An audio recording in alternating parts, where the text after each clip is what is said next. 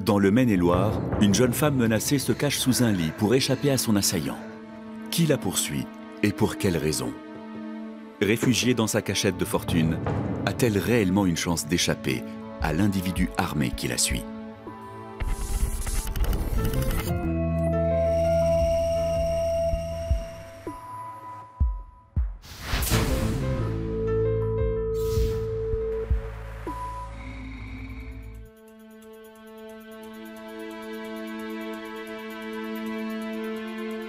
Deux semaines plus tôt dans une zone pavillonnaire de la région. Depuis ce matin, Jessica, 18 ans, une jeune femme qui vient de perdre sa mère, fait du porte-à-porte. Elle est à la recherche de la seule famille qui lui reste, son père. Ouais. François Dupuis? Vous êtes bien François Dupuis? Oui. Vous vous sentez bien? Oui, excusez-moi, qu'est-ce que je peux faire pour vous? Je suis Jessica, la fille de Claire. Claire. Oui, la fac de philo en 1993. Et c'est quoi cette histoire? Cette histoire, c'est moi. Je cherche un François Dupuis qui aurait connu ma mère en 1993. Pourquoi? Parce que ce serait mon père. Bon, c'est pas grave, il s'est tombé. Attendez! Vous vous souvenez de quelque chose? Non, mais comment vous savez que votre père s'appelle François Dupuis? Parce que c'est ma mère qui me l'a dit, jour de mon anniversaire, pour mes 18 ans. Joyeux anniversaire. Merci. Bon, c'était il y a 2 mois. Je vous laisse quand même mon numéro. Si vous vous souvenez de quelque chose, appelez-moi.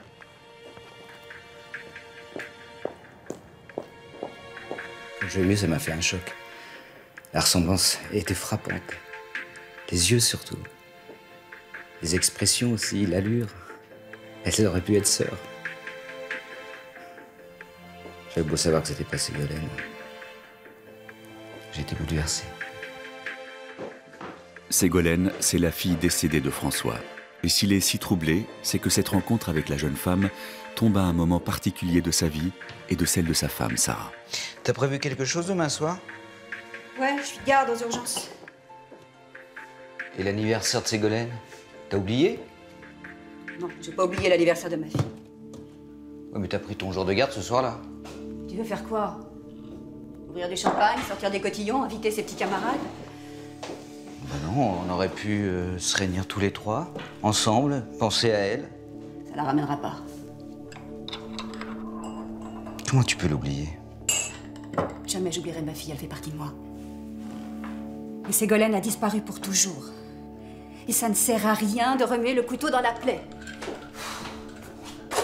François se trompait. Je ne voulais pas, d'ailleurs je ne pouvais pas oublier ma fille. Mais lui, il ne parlait que de ça, ressassait toute la journée. Ça me faisait trop souffrir, je devais passer à autre chose. Ségolène était morte et ça me brisait le cœur. Mais la vie continuait.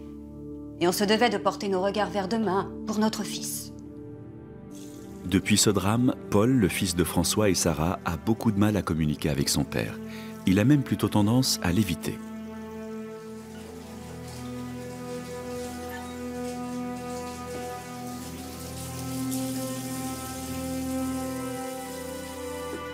Salut papa. Ah, Paul. Alors, en route pour la fac? Ouais, j'ai une grosse semaine. Vous les médecins n'arrêtez jamais, hein. Comme ta mère. Ouais, bon j'y vais. Hé, Paul. T'es là demain soir? C'est l'anniversaire de ta sœur. Tu sais, j'ai des partiels, donc je dois réviser, je vais plutôt rester chez moi au calme. Ah, t'as des partiels. J'imagine que c'est plus important. Non, mais c'est pas ça, c'est juste, tu sais, j'ai une grosse année, là, j'ai beaucoup de boulot, donc... Bon, papa, j'y vais, il y a maman qui me dépose, d'accord? Salut, bonne semaine. Salut. Comme sa maman. Mon père adorait Ségolène. C'était sa petite princesse. Depuis l'accident, plus rien ne comptait pour lui. Même pas moi, son fils. Le soir de l'accident, c'était moi qui conduisais la voiture. Et même s'il m'a jamais rien reproché, j'ai toujours senti qu'il m'en voulait. Pourtant, un type a grillé un feu et nous a percutés et j'ai rien pu faire. Parfois, il m'arrivait même de penser qu'il qui voulait qu'en fait ce soit moi qui y passe. Ce jour-là, François est particulièrement déprimé.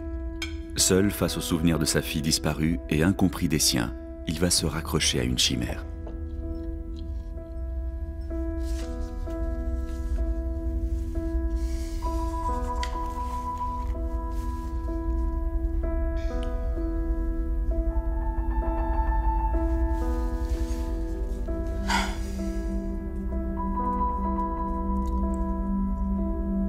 Allô, Jessica? Bonjour, c'est François Dupuis. Oui, celui de la rue des Fleurs. Oui. Dites-moi, qu'est-ce que vous faites cet après-midi?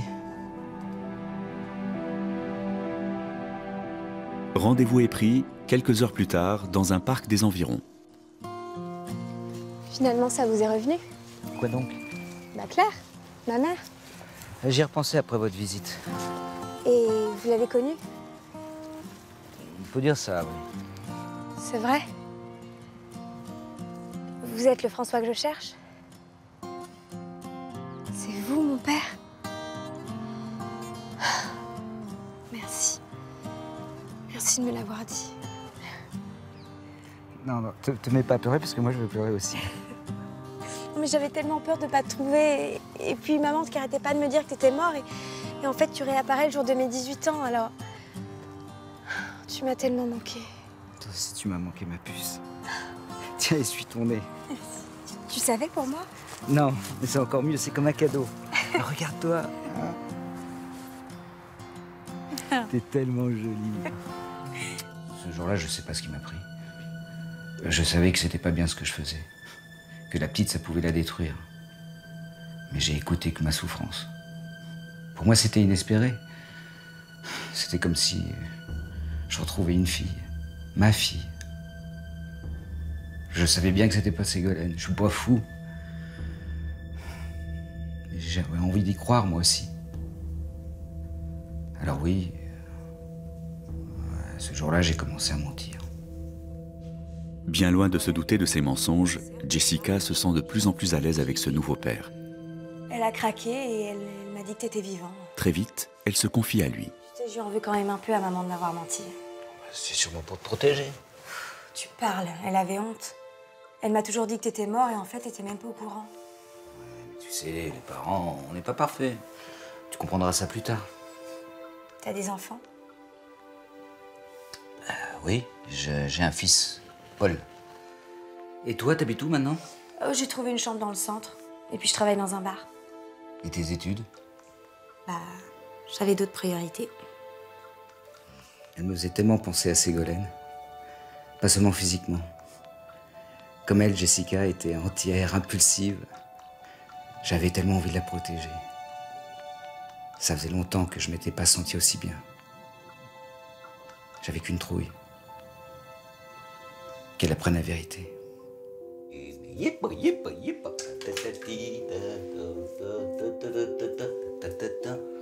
Le lendemain matin, Sarah est tirée du lit par la voix chantante de son mari. Une bonne humeur qu'elle n'a pas décelée chez lui depuis de longs mois. Oui, car c'est bien la plus belle, la plus sensationnelle, la plus si seule. Bonjour ma chérie. Et la pluie et tout ça. Je sais pas si tu te rends compte, mais dès qu'on la rencontre... C'est vrai que ce matin-là, je m'attendais à tout sauf à ça. C'est comme s'il était sorti d'un long coma sans séquelles. Comme si ces 2 dernières années n'avaient jamais existé. Je retrouvais le François d'avant, gai, joyeux, toujours prêt à rendre service. D'un coup, je me suis mise à penser qu'enfin, nous allions pouvoir retrouver notre vie d'avant.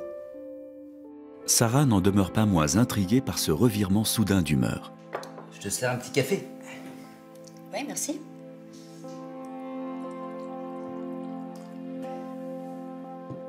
Quoi? Non, rien. Bah, si, je vois bien qu'il y a quelque chose qui te titille, là. Mais je m'étonne, c'est tout. Hier, tu étais taciturne, aujourd'hui, tu es presque euphorique. J'aime comme poser des questions.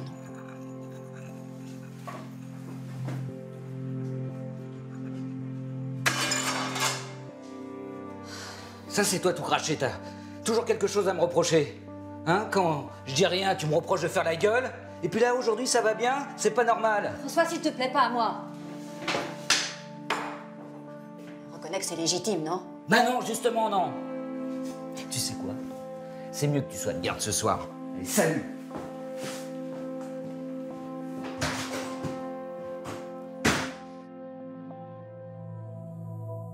Jessica, loin de se douter de la véritable histoire de cet homme qui prétend être son père, profite de chaque instant en sa compagnie pour essayer de le connaître un peu plus.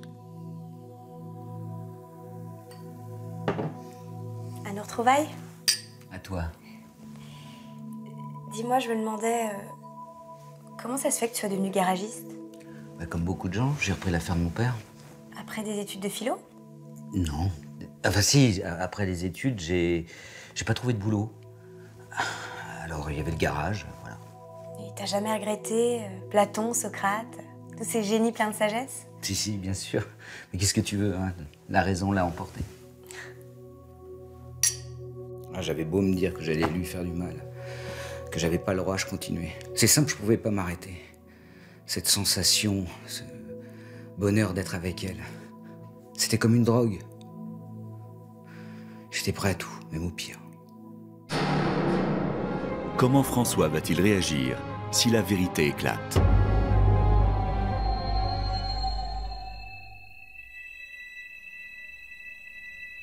En attendant, François est pris dans un engrenage.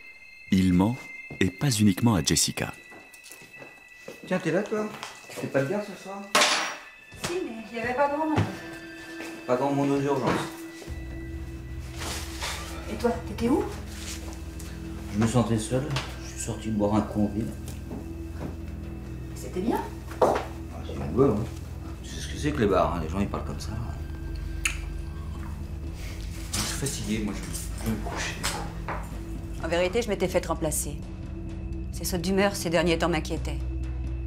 C'est ce soir-là que j'ai découvert qu'il se passait vraiment quelque chose. Cette soudaine joie de vivre, tous ces mystères, les couverts dans l'évier, les coupes à champagne, il avait dîné avec quelqu'un. Et puis François ne traîne jamais tout seul dans les bars, il a horreur de ça.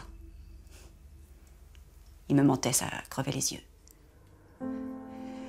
Évidemment, j'ai tout de suite pensé à une autre femme. Le lendemain, ne pressentant pas les soupçons de sa femme, François donne un nouveau rendez-vous à Jessica. Attention, Ségolène. Ségolène? Oui, c'est ma nièce. Ah bon, j'ai une cousine. Et elle a quel âge? Elle a 17 ans, la dernière fois que j'ai vu, et je l'ai perdue de vue. Ah, c'est dommage. Bon, bah j'y vais. Je peux te demander quelque chose? Oui, bien sûr. Je peux t'appeler papa? Tu peux m'appeler papa, ma puce. Il était si tendre avec elle. Mon sang n'a fait qu'un tour. Mon mari me trompait avec une gamine de l'âge de Ségolène.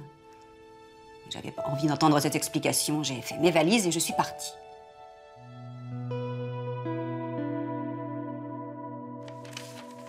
C'est par un courrier laissé par sa femme que François apprend qu'elle le quitte. Catastrophé, il veut appeler sa femme pour s'expliquer sur ce malentendu. Mais au moment de téléphoner, il se ravise et compose un autre numéro.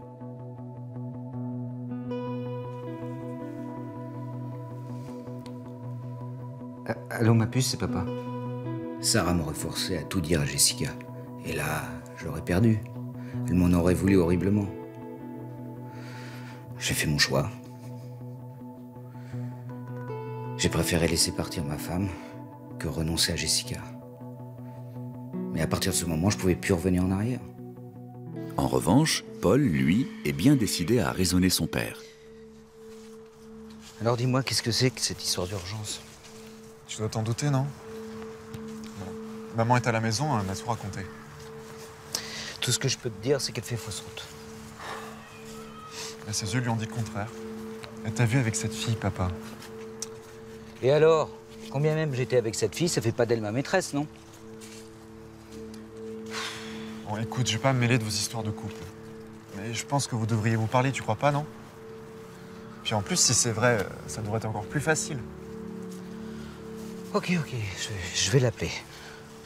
Qu'est-ce qu'elle est têtue parfois. T'es pas mal non plus dans ton genre. Et puis, fais-moi plaisir, appelle-la le premier. Tu lui dois une explication et des excuses. Quand ma mère me l'a raconté, j'arrivais pas à y croire. J'imaginais pas mon père avoir une maîtresse. Puis surtout pas dans son état. Je veux dire, on n'a pas besoin d'être médecin pour savoir que la dépression, ça enlève tout désir. Mais en même temps, il n'a pas nié le fait de voir une femme. Depuis que Sarah a quitté le domicile conjugal, François et Jessica se sont énormément rapprochés. Et leur relation aide beaucoup la jeune femme à surmonter le deuil de sa mère. Tu sais ce qui est super avec toi, c'est que tu m'écoutes. Maman, elle m'écoutait jamais, elle avait toujours un truc à faire. Tu te trompes. Tu sais, nous les parents, c'est dur d'exprimer nos émotions. Et quand on y arrive, il est trop tard. Mais qu'est-ce qui se passe? Ça va? Oui, tu me rappelles un vieux souvenir. Écoute, papa, je m'inquiète. En ce moment, t'as l'air un peu triste. T'es sûr que tout va bien? Parce que je te dis que ça va.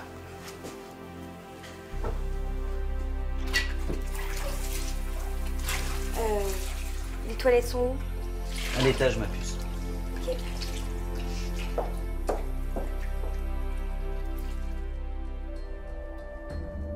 En sortant de la salle de bain, la curiosité de Jessica la pousse à faire le tour du propriétaire. La chambre des parents.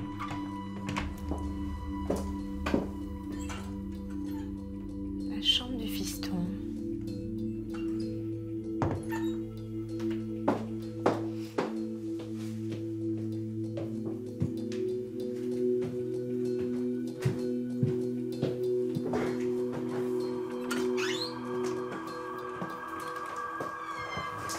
Et là... Jessica ne le sait pas, mais elle n'aurait peut-être jamais dû ouvrir cette porte.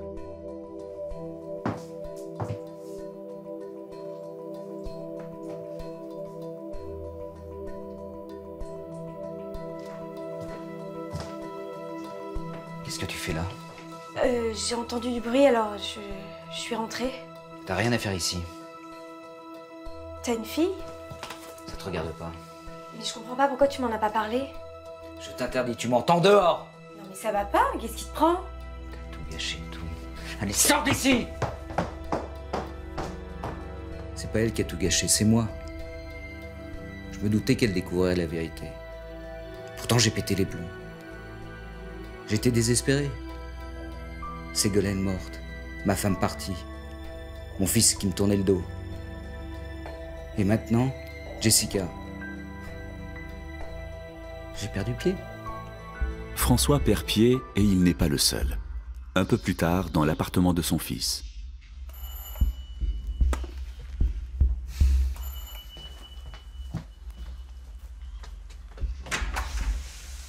Faut que vous m'aidiez.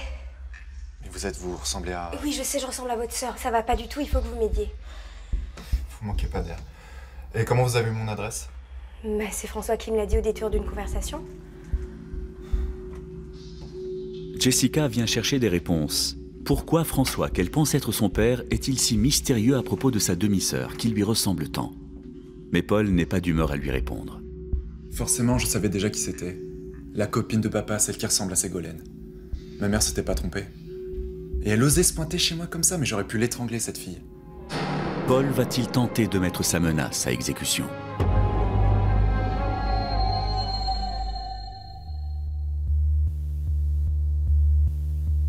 En attendant, le jeune homme ne laisse pas à Jessica le temps de s'exprimer. Ça va, te fatigue pas, je sais très bien que t'es la maîtresse de François. Moi, la maîtresse de François? Non mais n'importe quoi, c'est mon père. Ton père? Et comment c'est possible? Eh ben, il a connu ma mère à la fac et hop, il lui a fait un bébé. Ouais, je sais, à lui aussi, ça lui a fait un choc. Et t'as quel âge? Eh bah, 18 ans, pourquoi? Parce que ton histoire, ça tient pas la route. Mon père, il est jamais allé en fac, et quand t'es né, il était marié, il avait 2 gosses. Attends, ça n'a pas de sens. Il m'aurait dit... C'est peut-être parce que tu ressembles à ma sœur. Mais bon, ça, tu dois déjà le savoir. Ouais, je sais, j'ai vu une photo. C'est Ségolène, c'est ça? Ouais. Elle est morte. Ouais. En fait, il m'a menti sur toute la ligne, quoi. Ça, c'est sûr, quelqu'un ment dans cette histoire. Ce qu'elle me racontait, c'était incroyable. J'arrivais pas à voir mon père aller aussi loin. Et puis, si ça se trouve, c'est elle qui avait tout inventé. Alors, Je devais en avoir le cœur net et les confronter. Donc pour ça, j'ai dû réunir la famille. Paul tente aussitôt de joindre sa mère, sans succès. Messagerie. Ton père, réessaye.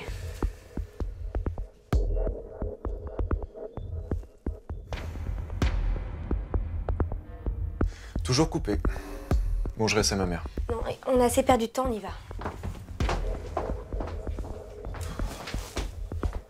Cet après-midi-là, pendant que Paul essaye désespérément de trouver sa mère, celle-ci a eu besoin de s'isoler. Sarah se rend pour la première fois depuis bien longtemps sur la tombe de sa fille. Cette histoire-là, ça a tout fait remonter. J'ai réalisé combien je m'étais isolée. J'aurais voulu ne plus jamais parler de Ségolène, faire comme si rien ne s'était passé. Je m'étourdissais dans mon travail. J'ai laissé François tout seul avec sa peine pour me protéger. Ce soir-là, j'ai eu besoin de demander pardon à ma fille. Et de lui parler. Du côté de Paul et Jessica, c'est l'incompréhension. Putain, ma mère répond toujours pas. Tu penses qu'elle est dans la maison? Non, sa voiture est toujours pas là. Elle doit être encore à la clinique. Je vais aller la chercher. Attends! Quoi? Si on rentre à la maison, je préfère que ma mère soit avec nous. Surtout, tu rentres pas toute seule, ok? Je reviens. Mais Jessica, qui brûle d'impatience de connaître la vérité, n'attend pas Paul et entre dans la maison.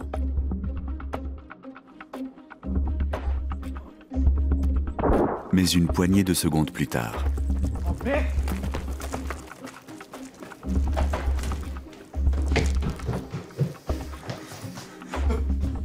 Qu'est-ce que j'ai fait? Non, arrête, s'il te plaît, fais pas ça. Fais pas ça, s'il te plaît. On va y aller doucement, d'accord? Doucement. Non. Éloigne ça. Éloigne.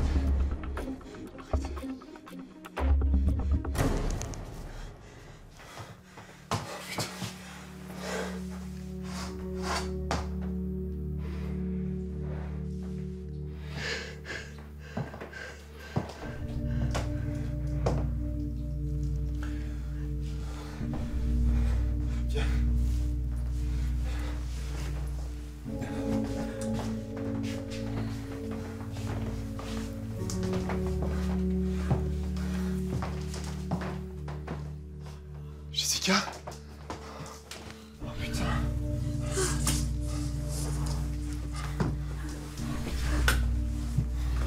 Ça va? Tiens, ça va. Paul a tiré un coup de fusil en l'air pour chasser Jessica. Effrayée, la jeune femme est allée se réfugier sous un lit à l'étage de la maison. François n'a jamais voulu me faire de mal, je crois. C'était juste un homme malheureux qui avait perdu sa fille. Et moi, ça m'avait tellement manqué de pas avoir de père. J'étais prête à croire n'importe quoi. J'avais décidé d'en finir. Mais je voulais pas faire peur à la petite. C'est après que tout a dérapé. Elle s'est enfuie et moi j'avais qu'une idée en tête. Rejoindre Ségolène. Quand je pense que je lui en ai voulu pendant toutes ces années. Alors que j'aurais dû être là pour l'accompagner et pour le comprendre. J'ose même pas imaginer ce qui serait passé si j'étais pas arrivé à temps. Je refusais de comprendre son chagrin, ça me faisait trop mal. Ensuite, j'ai réalisé que ça ne servait à rien de refouler ses sentiments, de les fuir. J'ai retrouvé François. Et ensemble, on a pu commencer à dire adieu à Ségolène. Maintenant, j'ai compris qu'il me reste une femme que j'aime, un fils super. J'ai pas le droit de les abandonner. Pour eux, je dois m'en sortir. Cette affaire aura l'effet d'un électrochoc pour François et Sarah, qui se réconcilieront immédiatement après ce qui aurait pu être un drame. Plus soudés que jamais, ils décideront de ne pas laisser tomber Jessica et l'accueilleront au sein de leur famille comme un membre à part entière. La jeune femme n'abandonnera pas pour autant la recherche de son père biologique qu'elle retrouvera 6 mois plus tard, grâce à l'aide précieuse de Paul qu'elle considère aujourd'hui comme son grand frère.